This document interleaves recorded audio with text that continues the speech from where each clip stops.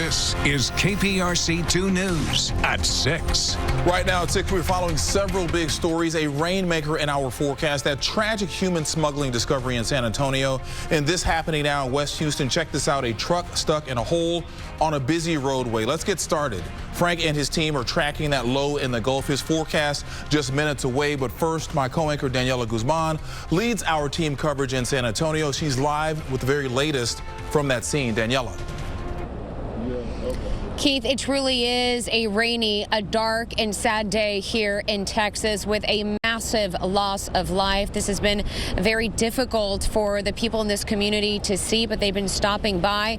The trailer truck was found here right behind me, but now you can see is a memorial full of roses, even water bottles and candles. This is potentially the deadliest human smuggling case in modern U.S. history. The death toll now at 51, and while the investigation continues, we do know this: 3 people have been taken into custody and could face federal charges. We begin our coverage with a horrific scene, though. The truck that was parked in the intense summer heat with temperatures reaching over 100 degrees.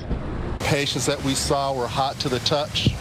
They were suffering from heat stroke, heat exhaustion. They were found in the back of this truck by a local worker who heard cries for help. The tractor trailer parked in the searing summer heat. No water was found inside. We did apprehend 3 individuals, persons of interest.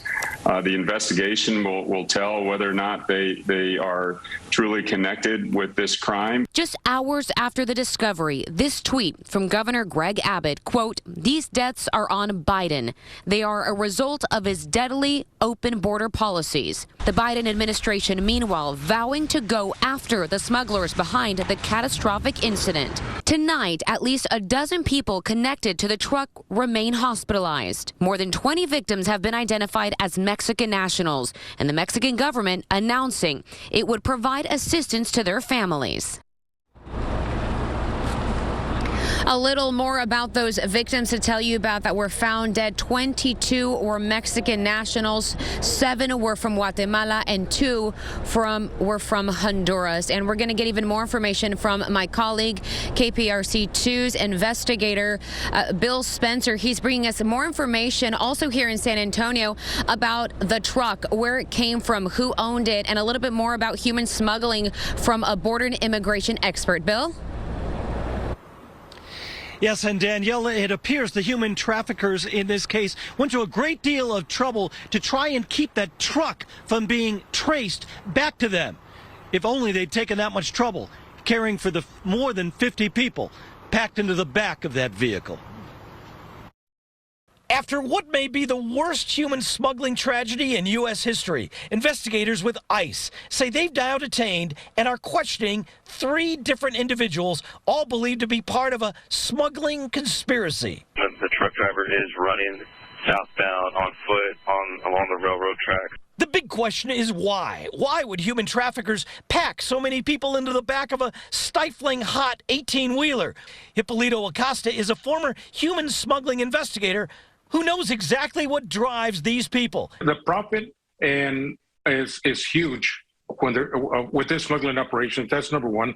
Secondly, it's easier to conceal a large number of people, as we know, in a tractor trailer. Of the 16 people rescued from the back of that deadly hot semi-tractor trailer, we are told that 2 of them have been brought here to University Hospital in San Antonio. Doctors say one is a 23-year-old woman listed in serious condition, the other a teenage boy listed in critical condition. Methodist Hospital Metropolitan in San Antonio is now treating 3 survivors, 2 men and a woman listed in critical but stable condition. Christus Health Santa Rosa treating 4 survivors of the tragedy, 3 adults and a child. Their conditions are not being given. And Baptist Medical Center received 5 patients last night, but since then 3 have died. The other 2 are in critical condition. As for the truck used in this tragedy, it tracks back to a small company 235 miles away in Alamo, Texas. But it appears the smugglers cloned the truck's registration from that legitimate company to lead investigators in the wrong direction. Once again, 3 people at this hour being intensely questioned by federal investigators, but so far, no formal charges filed against anyone. Daniela, back to you. All right, Bill, thank you for that. And I want to show you here this memorial where you can see the roses, some of those candles and flowers knocked over by the wind and by the rain. But this is a very difficult time in this part of Texas. Just remember, a little over a month ago, we were in Uvalde, Texas, which is about 80 miles from here from San Antonio, where that deadly school shooting happened. That community there still reeling and healing from that tragedy.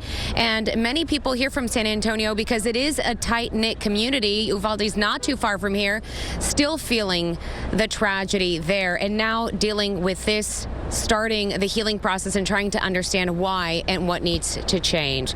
We'll send it back to you in the studio live from San Antonio. I'm Daniela Guzman, KPRC 2 News. Daniela, thank you. We're going to see you again at 10 o'clock. Here in Houston, civil rights organization Fiel is hosting a vigil for the victims of this tragedy. The vigil will be held at 7 o'clock off Harwin near Hillcroft.